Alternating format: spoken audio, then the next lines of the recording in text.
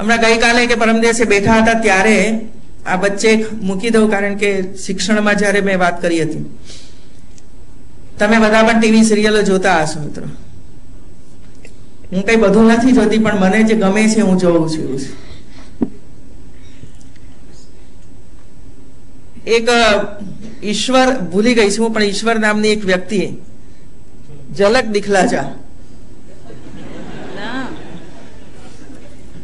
એ મારું, એટલે હું એમ કહું કે શનિવાર રવિવાર ને જો સમય કાઢું તો 9 વાગ્યા પછીની એ સિરિયલ જોયા વગર હું સૂતી નથી હોતી મિત્રો. એવું મને એટલી ગમે છે એવું, કારણ બાળકોની ટેલેન્ટ છે એની અંદર, એવું નવા નવા પ્રયોગો છે એની અંદર, એવું છે. એની અંદર એક ઈશ્વર નામની વ્યક્તિ જે માત્ર એના હાથ અને આંગળીઓનો ઉપયોગ કરીને હાથી પણ બનાવે, કૂતરા પણ બનાવે, કોકને કરડાવે પણ ખરો, શિયાળ પણ બનાવે, હરણ પણ બનાવે, ચકલી પણ બનાવે ને પોપટ પણ બનાવે, મોટું ઝાડ પણ બનાવે ને ઝાડ ઉપર મોર પણ બેસાડે. હું જયારે આવા બધું જોતી આવું છું ત્યારે મારા મનમાં વિચાર એ આવે છે કે આવા લોકોને બોલાવવા જોઈએ આપણે ત્યાં આવું, અને બોલાવીને આપણા યુવાનોને આ ટેકનિક શીખવવી જોઈએ એવું છે. એમાં રોજગારી છે ભાઈ. રોજગારી એટલે માત્ર ચા બનાવીને આપી,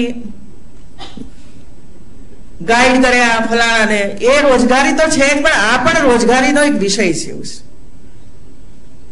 અને એટલે જ્યાં પણ આપણને ટેલેન્ટ દેખાય કે આ આપણા વિદ્યાર્થીઓને શીખવવાની આવશ્યકતા છે, તો એને શોધીને પણ ગુજરાતમાં લાવવા જોઈએ.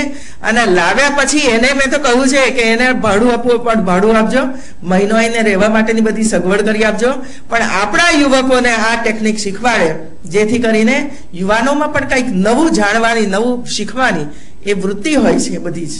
એટલે આ બધા અનેક પ્રયોગો આખી દુનિયાની અંદર થઈ રહ્યા છે.